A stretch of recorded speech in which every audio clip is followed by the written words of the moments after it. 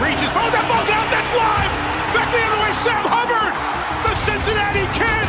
Hubbard's got a convoy! Chased by Andrews! At the 30, the 20, he will score! To the end zone, down the field, and it is deflected, and gone! Touchdown! A.J. Green! Over goes back to throw, men are coming late, looks right down the middle, there's Eddie Brown, he has it at the 35 to the 30, he may go, 10-5, touchdown! Now the Bengals Super Bowl chances rest on his right foot. The kick is up. Yeah. It is good!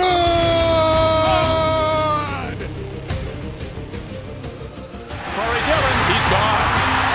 The knockout punch, you're looking at it. 65 yards. And they're back to throw as the blitz is on. Goes long, intended for Collinsworth. He has it down to the 20, touchdown! And Chris Collinsworth. Throwing the long ball. Deep down the field. Chad Johnson's got it.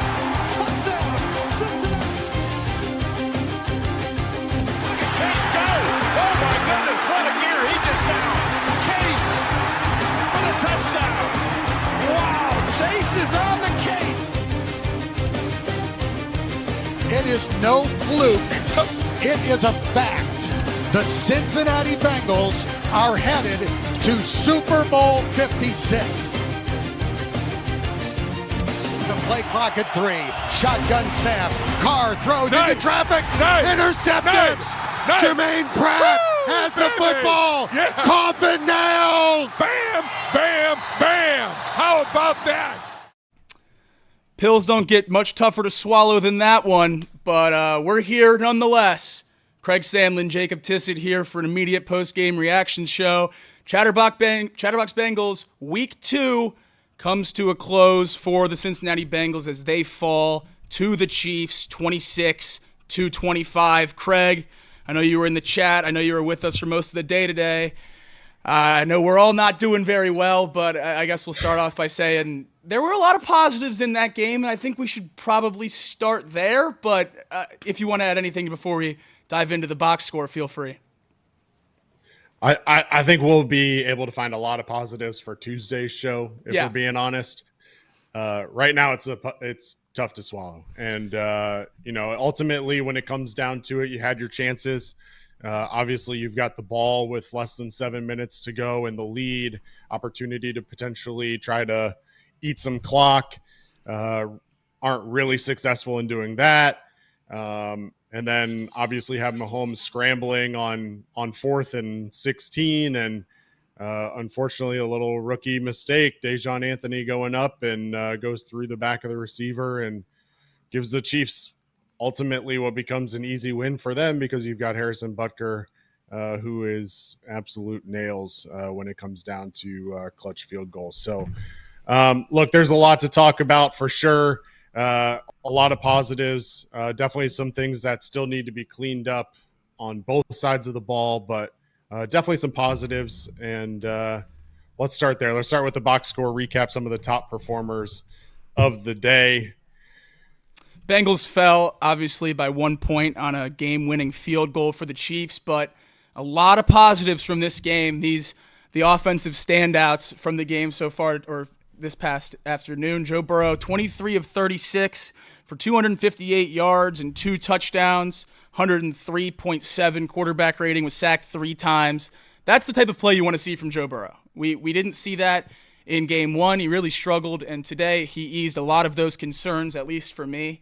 He looked very, very good, and the numbers reflected. 2 touchdowns, both to Andre Yoshivas, which you can see on the bottom of the screen there, were his only 2 catches of the day.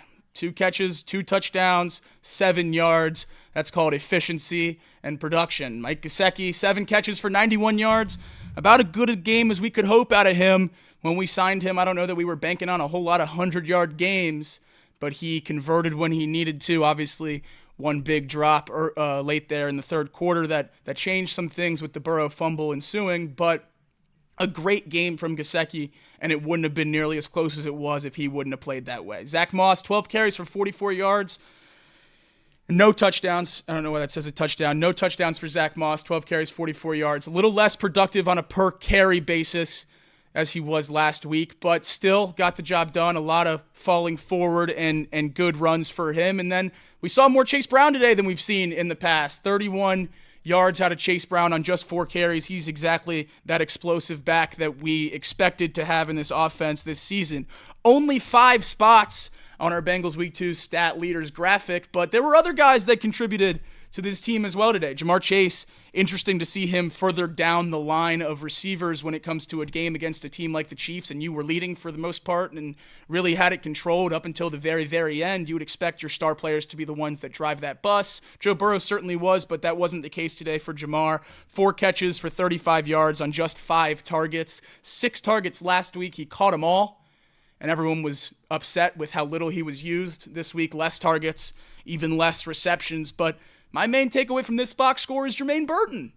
1 catch, 47 yards, a bomb at a pivotal point in the game, finally trusting him a little bit, getting him some reps. Like to see a lot of those guys step up. Defensively, obviously, Cam Taylor-Britt with one of the most impressive interceptions we've ever seen, and if I had to guess, we'll definitely be playing that play on Tuesday. So come check out the breakdown there. But other than that, the defense really did play a sound game. I know you look at the scoreboard and 26 points is a little bit tough to swallow, but obviously a defensive touchdown on a Burrow fumble. The defense played very, very well. The run game looked good. The pass game looked good. The O-line held up for the most part. The reason to me right now, Craig, why this hurts so much, hurts as much as a Week 2 loss really could, is I'm struggling to find a lot of downsides to how we played today. Like, we played really, really well today. Going into this game, I don't know that there's a lot of guys I can point to and be like, I expected them to play better than they played today. Everyone, basically, other than Jamar Chase, played up to what I expected. Don't worry, Jacob. I am an expert at finding negatives. Okay. Let me tell you, I do it a lot. A couple things stand out to me on the negative side. First and foremost, we talked about it early in the first half. The Chiefs killed themselves with turnovers. Obviously, turnovers in the second half end up doing it in for the Bengals. The fumble return for a touchdown, big moment in that one. Yes, in general, the defense performed better, but still way too many holes, way too many runs out of Pacheco. And Steele, quite frankly, that went for more yards than you would like to see. Many runs, especially early in the first half, where Pacheco was picking up 5, 6, 7, even 9 yards before he's even contacted by the defense. I appreciate the fact that they cleaned up the tackling, but still a lot more that they can do to get better there. And quite frankly, a lot of scare now turns to that defensive front. And what is the injury status of BJ Hill and Sheldon Rankins? That'll be a storyline to follow for sure over the next couple of days.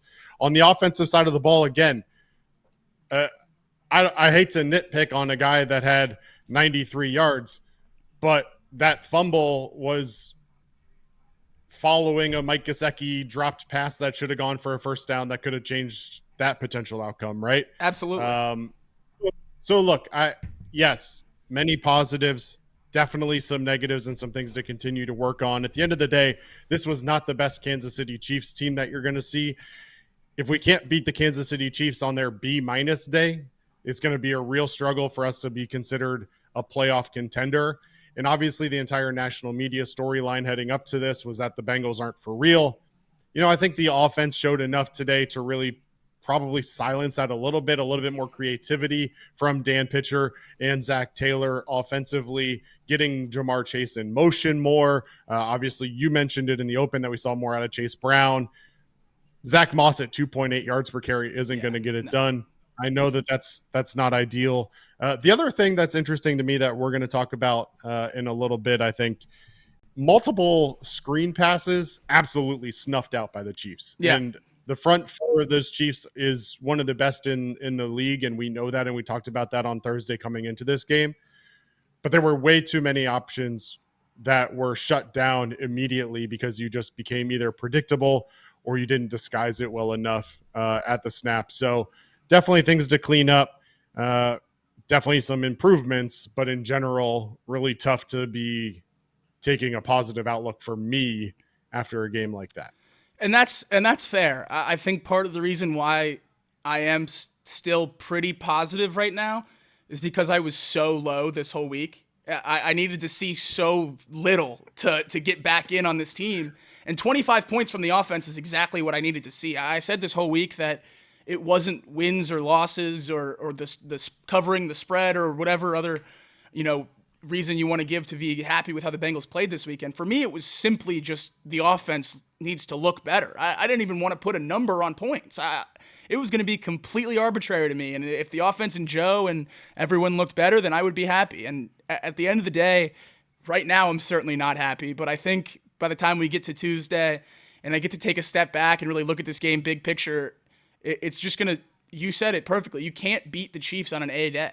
It really doesn't matter how good you play. As dumb as that sounds and as reductionist as that sounds to give them that much credit, I just feel like if they're on and things are going their way and they're getting bounces like Joe Burrow getting tackled, and I still can't believe he wasn't down and that ball was moving. But for that fumble to pop out and much less the Chiefs scoop and score, that's just the kind of bounces that they seemingly always get. And then a pass interference on 4th and 16 on a ball that had no chance of being caught.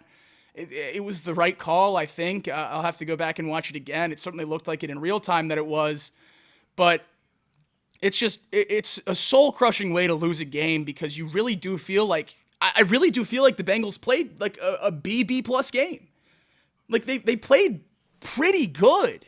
There's just no wiggle room against the Chiefs. And that's the thing that's going to come up again because we know if we want to get to where we want to go this year that we will play the Chiefs again. And you just know you have to have an A+ game. Everyone has to be on 110%, going 100 miles an hour from the first whistle to the last in order to have a chance. I don't think they didn't today. I don't think they let up today or anything like that.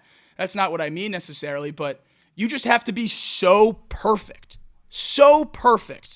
in order to beat the Chiefs, especially in Arrowhead, that today is just killer. But just a few positives are the turnovers and who they came from, for the Bengals defense. Because we've talked, I think, every episode of this existence of Chatterbox Bengals about this linebacking core and how important it is that they don't continue on the trend that they were on last year because they had taken a step back from the performance the prior 2 or 3 seasons, Wilson and Pratt, that is.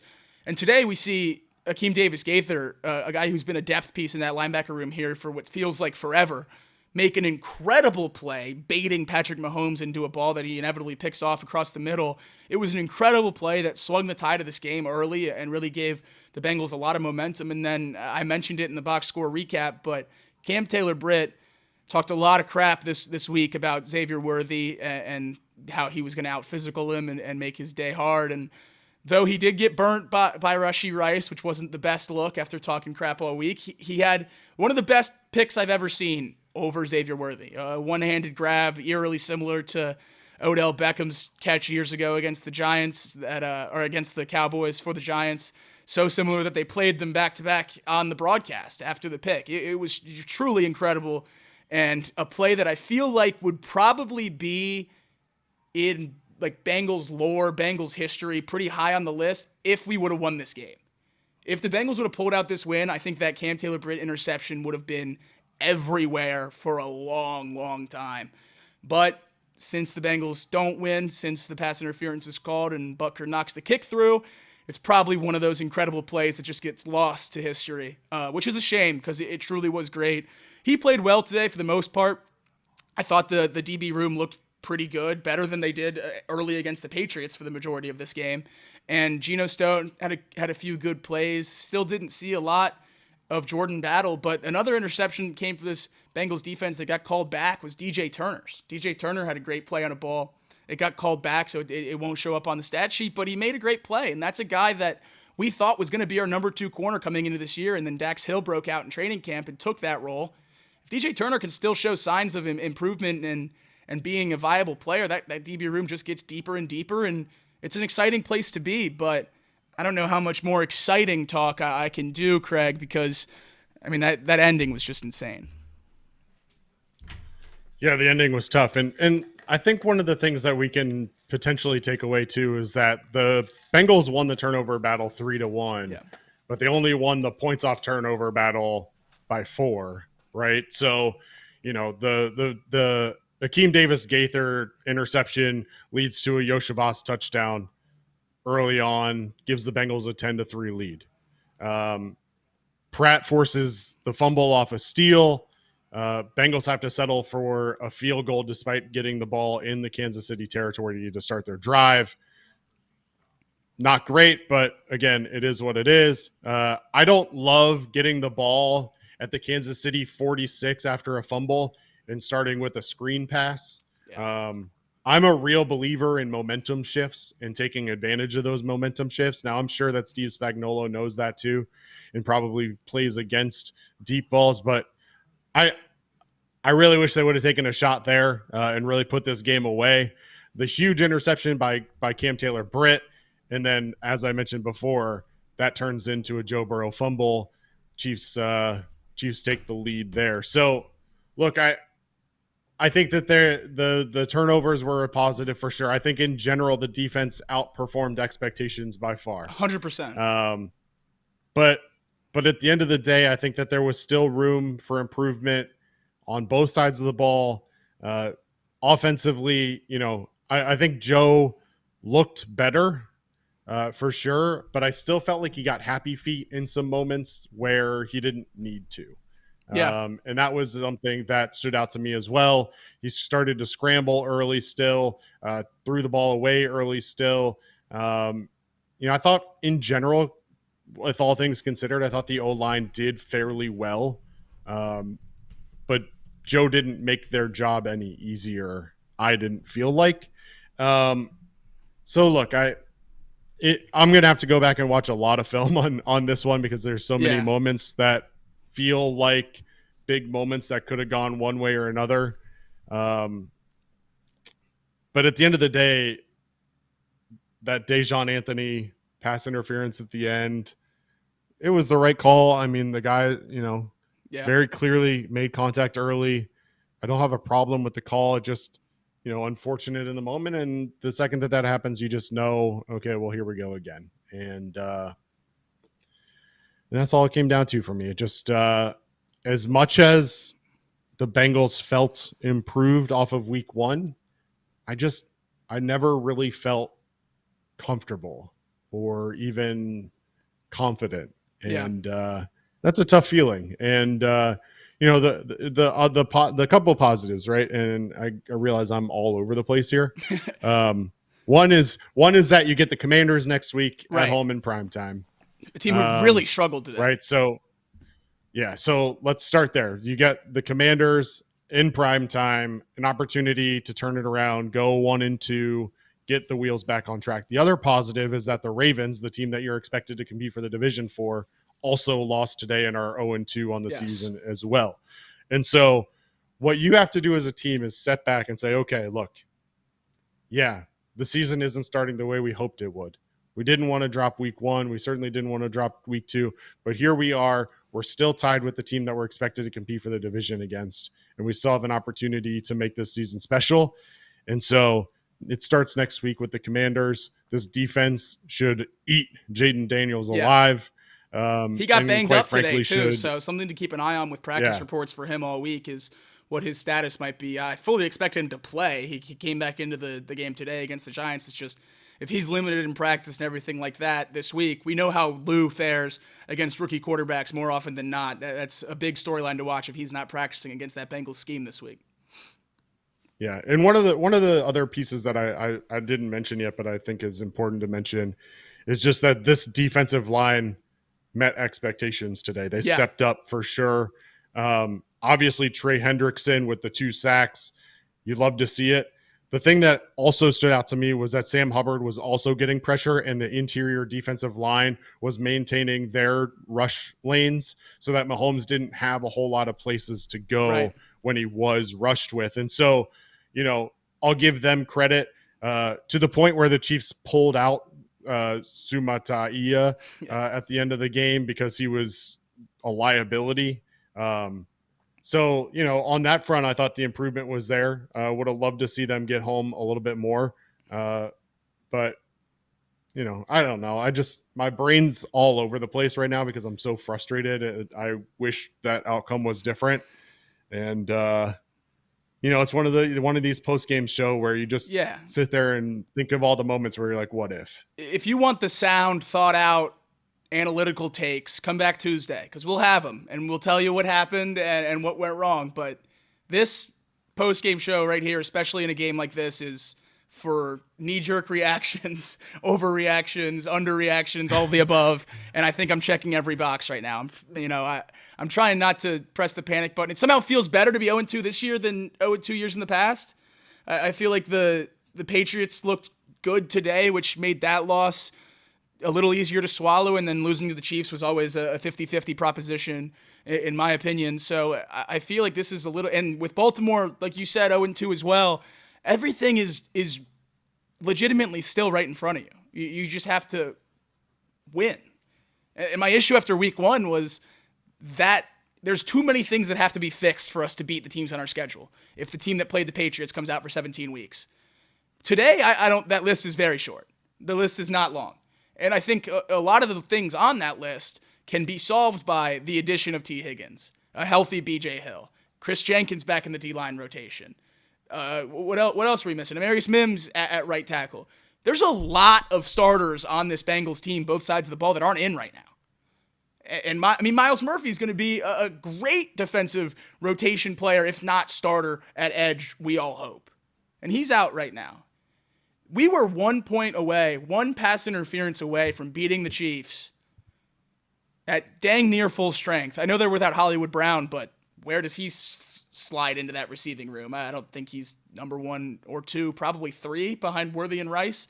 But either way, the pieces the Bengals are missing are much, much more, crucial to their success than just Hollywood Brown not being out for the Chiefs. And to play them this close without those pieces makes me really excited to get a shot in January with all those pieces, hopefully.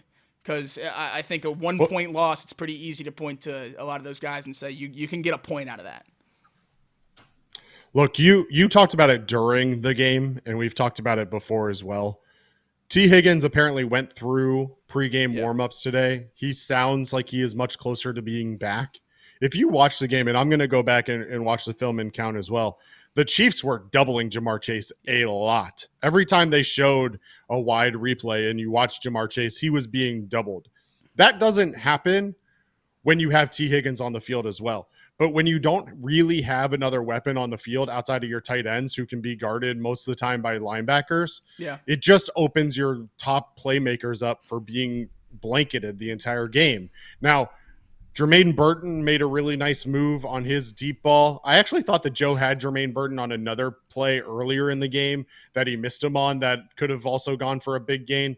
Not here or there, doesn't really matter. But Jamar Chase, 4 for 35 as your, number 1 wide receiver, not good enough. Only 5 targets on 34 passes, not good enough. But that's what happens when he's your only real threat in the passing game. And that's why you saw tight ends have to get so many looks today, is because Jamar Chase was blanketed. And so Joe Burrow has to go to read number 2, read number 3, and find open receivers. And right now, on the positive side, the tight ends are winning those matchups against linebackers. And that's a good thing. It's going to have to make teams think twice about doubling Chase, which will ultimately open things up for him more down the line. But what opens up things more for him even more is T. Higgins coming back to this lineup. And I wouldn't be shocked to see him in this lineup on Monday night, even if it's in a somewhat limited role. Yeah, based on just the clips from pregame today, obviously he was inactive for the game. He was doubtful up until kickoff and then finally inactive. But going through all that stuff, looking as good as you can look from the few Twitter clips I saw, didn't seem hampered at all by the hamstring. I think it just goes back to the genesis of this injury where he said he felt great and was ready to go put on a show in week 1, and then now he's been out for 2 weeks. I think he'll be back on Monday night against the Commanders. I hope he'll be back Monday night against the Commanders. That would be a great addition for a team that I think needs it. Not that they need it in terms of, the season's over if we lose to the Commanders or whatever. Certainly wouldn't be great to be 0-3. But I think we can even beat them without T. Higgins. I just think offensively for Joe, for Jamar, for a lot of these guys, having T back out there, getting back into the swing of things, getting back into what they view the Bengals offense to be, what it should look like in their opinion, getting back to that and seeing it happen against a Commanders team whose defense is very, very bad. The secondary's abysmal. Emmanuel Forbes was their starting corner. He's one of the worst corners in the league. He just got hurt. So they're going to have their backup in. And if you have Jamar and T. Higgins there, I have a hard time believing Joe Burrow's going anything under like 350 yards passing. He'll tear up the Commanders if they're all healthy. And that's why I really hope I think it'd be a perfect game to get everyone back for, because you get the wheels rolling. And what happens when you just push a boulder at the top of a hill? It never stops. It just keeps going. And I think this team just needs a little nudge. Maybe today was it. Maybe today was the nudge they needed, and now they're ready to rock, and they're going to roll the whole season, because if the team that played Kansas City today plays for the next 16 weeks, we're going to win a lot of football games. If the team that plays week 1 shows up, we might miss the playoffs. But if this team shows up every week, we are going to win more football games than not. And that's a great place to be after this week. And part of that for me is what the ticker says right there. It's the weapons. After last week, I was genuinely concerned with the wide receivers outside of Jamar Chase, the inability to get separation, the lack of trust Joe Burrow seemingly had in them. And then this week, you have a bomb to Burton, which we've talked about down the sideline, his first NFL catch, 47 yards. You have 2 red zone touchdowns to Andre Yoshibas. He's just turned into your go-to guy in that short yardage situation. Obviously, a touchdown guy last year. Half of his catches were touchdowns. Today, 2 catches, 7 yards, 2 touchdowns. What more can you want? That's great production. Sure, you'd like a 100-yard game or whatever, but that's efficiency. 2 catches, 2 touchdowns. That's great stuff. And then Irwin getting in the mix, getting open a little bit, and then obviously the tight end room, what they were able to do, Eric All throwing his name into the ring as legitimate receiving threat. Mike Gesicki, I know he had the drop. I know if you really think about it, he might have cost us the game with that drop, but it was a great game for Gesicki, almost 100 yards, and I think big picture, I'm much more excited with what I saw out of this team today than down on it, even though it's really hard to look big picture right now, because how amazing would it feel to have beaten the Chiefs in Arrowhead today, not playing at 100%. Like, it was a good game, and I've said it time and time again, it was a good game. The team looked good. There were holes. It would have felt great. Train would have been all the way back on the tracks, rolling 150 miles an hour straight to the Super Bowl. But again, we're sitting here 0-2, talking about, we got to pull out next week to avoid a truly abysmal start. So, yeah, I think that the weapons today were my biggest positive. Yeah, look, I mean, with all due respect, your next 2 games are against the Commanders and the Panthers. Okay, so right. You should be sitting at 500 at worst going into week 5 against the Ravens, right? So at worst, you should still be tied with the Ravens in the division if the Ravens also win their next 2. So you're in a good position. After the Ravens game, you play the Giants. So like 3 of your next 4, you have no excuse on losing if you do, right? 100%. So that's one thing to see. And it's interesting. I think that the Eric All emergence is a big storyline in today's game as well. For sure. And one of the reasons why is that in week 1, Eric All was mainly used in running downs. Him and Drew Sample and were clearly, that was a run option right there. Now you bring in Eric All. You have him catching passes out on passing downs. He goes 4 for 32. Now you have to respect that a little bit more, which might open up the running game moving forward as well. I'd love to see Chase Brown. He was explosive today, 4 for 31. He looked really good running the ball. I think that's 12 offense with Eric All and Drew Sample on the field, along with a weapon on the outside and Chase Brown, gives you a lot of potential of different plays to be creative and to catch defenses off guard. And so moving forward, you've got an opportunity over the next 2 weeks, get things cleaned up, continue to clean them up, and then be 2-2 going into the Baltimore game on October 6th. So, yes, the weapons, certainly positives.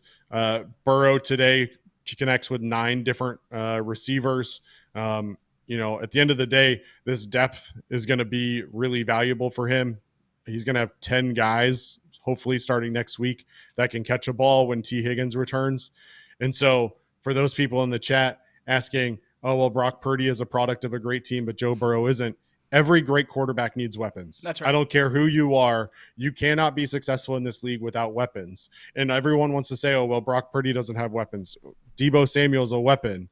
I mean, Brandon Ayuk is a weapon. Christian McCaffrey is a weapon. Oh, well, Patrick Mahomes hasn't always had weapons. He's had a great running game. He's had Travis Kelce. He's had some sort of veteran wide receiver most of the years, whether it be Sammy Watkins or someone else. Football. He's got a top defense. Every quarterback in this league, no matter how good they are, needs other weapons on their team. They can't do it all by themselves, because you saw it today when you only have one real threat offensively, which we had in Jamar Chase, or at least that was all that was being respected. Yeah. Double, double, double, double, double, double, double.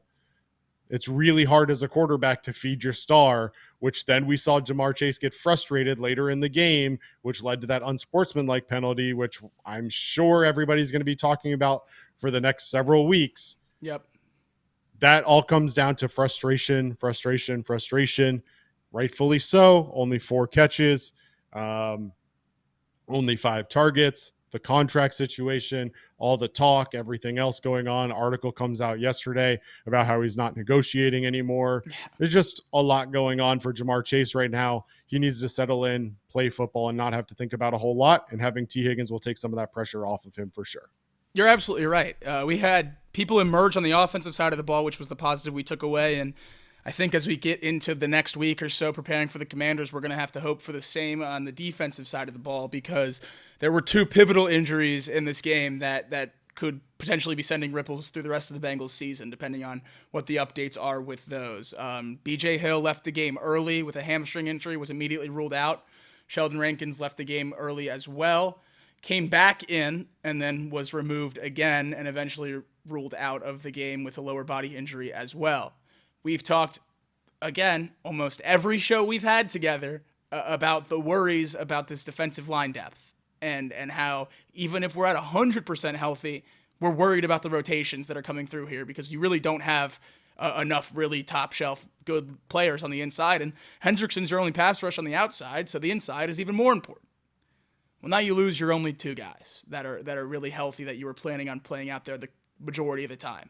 Zach Carter's going to be getting a lot of reps. Jay Tufele obviously got a lot of reps before that too, but now those are your 2 guys that are out there. And McKinley Jackson's still banged up.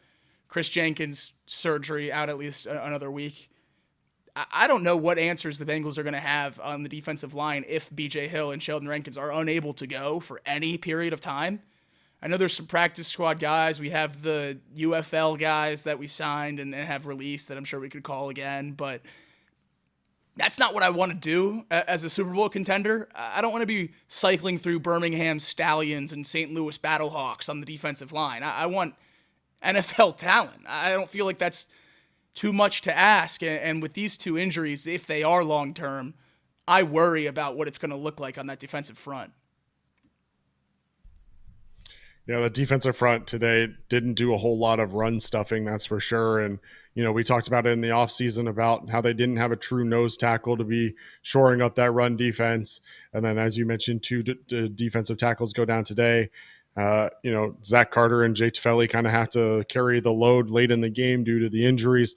The Bengals do have 2 defensive tackles on the practice squad, but depending on the outcome of B.J. Hill and Sheldon Rankins, obviously, I don't want to get ahead of ourselves, but there's certainly an opportunity where they may need to look elsewhere for a D tackle. The 2 D tackles on the practice squad, just for what it's worth, Justin Rogers and Dominique Davis. Dominique Davis looked okay in the preseason. So I don't mind slotting him in. I don't love having to slot him in, but he's certainly an elevation option. But they're going to need somebody else if those 2 are going to miss any sort of time, for sure, because you can't just go with 3 or 3 guys that you trust in the interior of your D line. That's just not a recipe for success. Yeah, no, absolutely. And Those are the two guys, especially if you get to pick anyone on the team. Obviously 9 and 1 probably come first, but not too far down the list of guys I don't want seeing get hurt are Sheldon Rankins and BJ Hill. So I'll definitely be interested to see how Zach Taylor, and maybe even I'll throw Duke Tobin's name in there, how they address this if these injuries continue to linger, because there were a lot of guys that we talked about on cut day that were released around the league that we thought were interesting on the defensive line or could potentially help the Bengals as depth pieces. If that becomes an even bigger need, maybe they attack some of those options. I don't know. Something to keep an eye on. I'm going to be glued to the injury report as we get later in this week to see what to expect on Monday.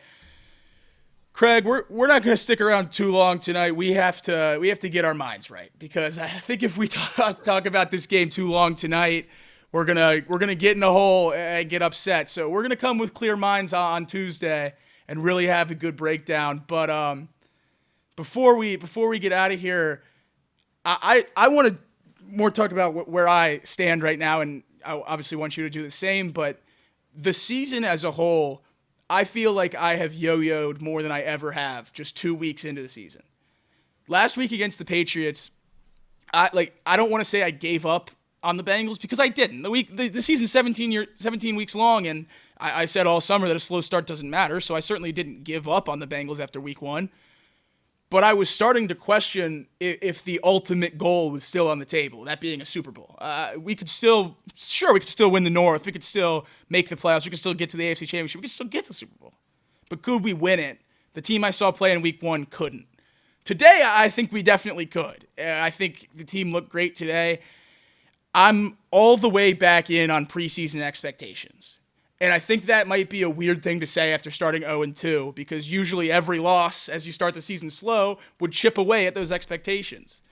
But I feel like after today, after I can take a minute and calm down about how the ending of that game went, I'm going to be in a better place with this team than I was really at any point in time this offseason.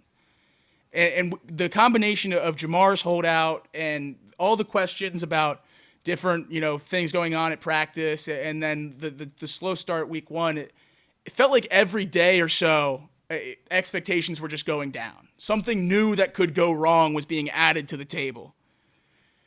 Now I feel like all that stuff's more or less behind us. Jamar obviously didn't play well today, and that unsportsmanlike conduct penalty is going to be talked about a lot, because it did affect the outcome of the game potentially. But he also seemed like he cared a lot about it, which I know might be grasping for straws to try to justify a penalty, but hey, a guy that threatened to hold out, a guy that Adam Schefter reported last night, his camp threatened to hold out the first 2 games of the season. He's out there in week 2, so upset about a call he thinks the refs missed that he's willing to argue about it and get a penalty. That's a guy who's at the very least bought into what the Bengals are doing at this point and wanting to compete and wanting to win. And I think I saw that in a lot of places today. I saw that in a lot of places. You said after the Patriots game that they didn't have the energy and they weren't as ready to go as you hoped they would have been for week 1. I think today they were. That was not a complaint for me today. They had juice. They were ready to go. And granted, it was the Chiefs. It doesn't take a lot to get hype for a matchup between 2 of the top 5 quarterbacks in football, 2 of the top 3 quarterbacks in football. You got to be able to get excited when you play the Patriots, when you play the Panthers, when you play the Commanders too. That's part of it. But to see a rejuvenated team today that really looked better in all facets than they did in week 1, it's gotten me back in really as much as I could be at 0-2. Yeah, where do I stand today? Well, I stand that this team bounced back, and that was a positive. I stand that the next 2 games, knock on wood, are extremely winnable. I stand in a place where this team has shown that they can compete with what is supposed to be the best in the league. I worry a little bit about certain aspects, the depth for sure, especially along the D line. But here's where I am, is that after today, after week 1, I was like, oh man, Yeah. we're in trouble here. After today, I'm not so close to the edge of the cliff. I think that's a positive there.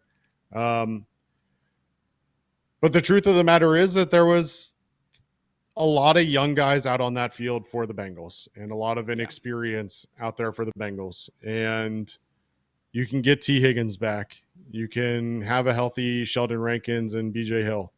But the fact of the matter is that you still have a lot of young guys that this team is relying on. And so I'm mentally preparing for just an up and down season. And ultimately, I'll admit it. Like on Thursday, I picked the Chiefs to cover 5.5. I'm glad that the Bengals didn't allow that to happen, but I did. And that's kind of a reflection of where I was at that time. No, it wasn't far off. No. And look, so I'm just preparing for a season where I think they can compete for a playoff spot. I think you're going to have games where you're like, what are they doing? And then you're going to have games where they look similar to what they look like today, where they look like they could make a run to an AFC championship game. The biggest question in terms of how I feel come the end of the season is going to be the development of some of those younger guys. They gave Daijahn Anthony a lot of playing time today. Yeah. They put Joseph Asai in there and gave him a lot of playing time today. Those are two guys that are going to have to step up and be able to answer the call if the Bengals are going to rely on them to make more and more plays. And today, Daijahn Anthony makes what some might call a rookie mistake, being a little too aggressive on a ball that wasn't really catchable on 4th and 16. But I think the truth of the matter is that that's something that we're going to have to face with this team potentially all season long.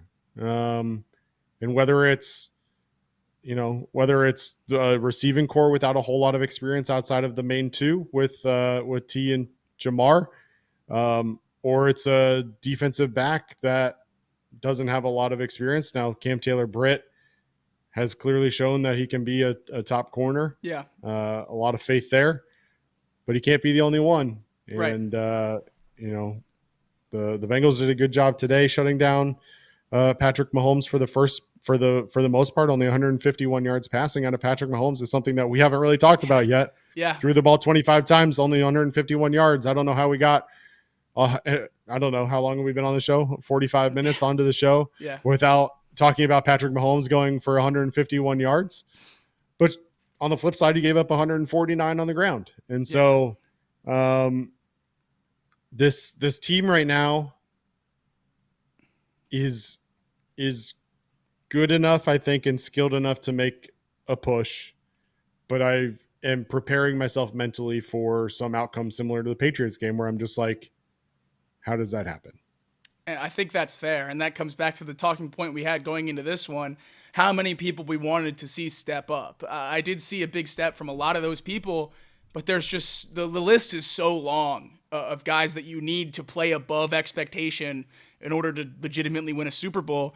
And hopefully we get it. Hopefully we get it. And maybe you can win a Super Bowl with half of that list of guys that you want to start all the time, really playing up to expectation. But it's going to take a lot of great play from later round draft picks and young guys to really contribute. And that's something that we're going to have to get used to as Bengals fans. That's going to be something that we're relying on every single year, because once you pay a quarterback $50 million and once you pay a receiver probably in the 40s by the time we get to next offseason with Jamar, you don't have a whole lot of options for going to sign free agents. You have to hit through the draft, and you have to put all your eggs in that young guy basket, more or less, and hope that one or two of those late round picks pan out. Having Daijahn Anthony in there getting big time reps, I know the pass interference is not great at the end of the game, but to have your 6th round pick in there getting reps at safety in a crucial game, in a crucial spot. We're not talking about garbage time. We're talking about must-win, 4th down, convert to win the game play. He's on the field. Obviously, it didn't go his way, but that just shows that the team has faith in him enough to have him on the field, which is great. That's a great place to be with your late-round picks, but obviously they still need to get to a point where they're playing consistent, good football, and we might be a little bit away from that, which is why I 100% agree with you, Craig, that it's going to be an up-and-down season this entire season. Just hopefully more ups than downs, and if you can win a couple of the downs, that's when you really succeed, because we're not going to look good every week. But if we can have a couple of those 15 weeks left, if we're going to play 12 good games, those 3 bad games, I would love to be against like the Giants, the Panthers, and maybe you still sneak out a win. It all is going to come down to when you play those bad games and what those mistakes are. Because I think you can make mistakes and still overcome them and win the game. I mean, obviously, that's how sports works. But if you're going to fumble on scrambles, if you're going to throw picks, if you're going to get unnecessary, unsportsmanlike calls, you got to control the stuff you can control. And I think for the most part today, the Bengals did that until the end when they kind of, gave up is the wrong word, but gave up their control of the situation, gave up their control of the momentum, and it just kind of got away from them. But again, the last thing I really want to just harp on here is I know it's a pessimistic show and we're all pretty upset about how that unfolded today. I feel much better basically every minute that passes by about this team for the remainder of this season. Joe Burrow threw for how many yards today? A number that looks reasonable next to his name, not 160 like last week. Right. Like that's 258. That's awesome. That's great. That's what we paid him to do. We still have the pieces. We still have the talent. We just need to have it all click together. We're 1 point away from beating the back-to-back Super Bowl champs. It's a pretty good place to be. Yeah, and like we've said multiple times, an opportunity to bounce back next week against the Commanders in prime time on national television. Look, we're going to be live on Tuesday. That's right. At 6 p.m. Eastern. We'll have a chance to watch film before that. We'll bring some film with us to break down and go over it even more. And we'll have some better thoughts at that point, if we're being honest. Yeah. Really hard to really get your thoughts together in a show like this, in a scenario like this. But Tuesday, I promise much more opinionated show in terms of the outcome. Certainly a lot of knee-jerk reactions tonight, but Tuesday we'll have some much more relevant content to discuss for sure. And then on Thursday, we'll look ahead to that Commanders matchup on Monday night. I think on Tuesday I'll have a lot better feeling on kind of how I feel moving forward about this team. And that's fair, but that's why I wanted to get it right now, is because I think this is the most genuine reaction I think you could probably have to this team, just because it's so raw and so emotional right now after that loss. Zach Taylor said it in the post-game press conference, one of the few quotes I've been able to see so far. He said it was an emotional loss. There's no way around it. And I think it's good that the team cares. I said it about the players. I'll say it about the coaches. If Zach Taylor got up there and said it's just another game. We've been 0-2 before. We've made a run and it's fine. We'll be fine by next week. I would have been fine with that. I would have made a big deal out of it, but it certainly wouldn't have been that encouraging. For him to sit up there and say, hey, we're tore up about this loss. This stinks, and it really is affecting us emotionally right now. That is a great view into the players and the team that you root for, that they're humans just like you, and the games affect them just like they affect us, and they want to win just as bad as we do. And that is always a reassuring place to be as a fan. So you got it. Here's what I'll say is that if the Bengals had beat the Patriots last week, this one becomes somewhat easier to swallow, because you went out there, you played a hell of a game, you went toe to toe, and ultimately if you fall short, you fall short, but you see improvement, you see stepping up from week to week. And if you didn't get it done against the Chiefs, you're thinking, okay, well, we're 1-1, which is kind of maybe where we thought maybe we'd be after 2 weeks anyway. We'll see you in January, Kansas City, and then we'll figure out really what matters. On the flip side, they didn't beat the Patriots, and so it feels a little bit different today than maybe it would have. But I think the positive side is that the things we said that we were looking for out of the Bengals this week, we saw that. We saw better tackling. We saw a better Joe Burrow. We saw more creativity out of the offense. So we saw what we wanted to see. It didn't result in the result that we wanted, but we saw what we needed to see out of this team to have a little bit of confidence moving forward. I'll feel a lot better in 3 weeks if we're 3-0 over the next 3 weeks and we 100%. beat Baltimore on October 6th. Yeah, I never put a whole lot of weight into the start. Obviously, don't want to be 0-2, but we've seen this team bounce back before. I think we'll see them bounce back again.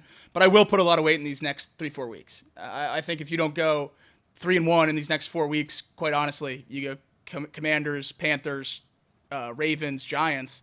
If you don't go 3-1 in those games, then we need to have a serious conversation about what this team's trying to do. Because if you can't beat the teams at the bottom of the league when you're paying a quarterback big-time money, when you're paying other people on your team big-time money, then there's big questions that you have to ask about the trajectory of your franchise, because there's no reason to be cutting a $55 million check if you can't beat the teams that are picking 1, 2, and 3 in the draft. So I'm putting a lot more weight on these next 4 weeks than I think other people are, at least right now. But it's make or break. It's make or break for the season basically right now. And again, I'm not talking about sneaking into the playoffs as the 7th seed or whatever. I'm talking about competing for the North, competing for a top seed, competing with, being in the conversation for legitimate Super Bowl contenders going into the playoffs.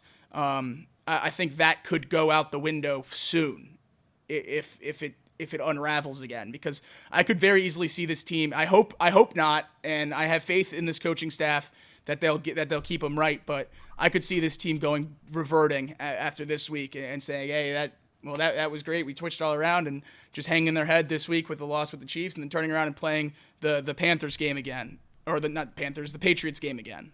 So I don't know. We're going to learn a lot about this team in the next few weeks. I think that's just the point that I want to leave it with, is we are going to learn a lot about this team over the next few weeks. And I don't think that's the worst place to be, because we're going to find out what we're working with very, very soon. Yep. All right. Nothing more to say. For us, that's going to wrap it up. We'll come back Tuesday with clear thoughts, good film, and a sound breakdown. We hope to see you guys all here at 6 p.m. We'll be live, and shortly after, it'll be everywhere that you listen to podcasts. So feel free to download it and listen to it that way as well. For Jacob Tissett, thank you for sticking with me through the stream. It's always fun to watch it with you guys. For Craig, thank you for joining me in the postgame. Always a pleasure. That's going to do it for us today. Go watch some Sunday Night Football. This should be a good one. Texans-Bears. C.J. Stroud, Caleb Williams, 2 exciting young quarterbacks. See what happens. Thanks, guys, for tuning in. We'll catch you next time.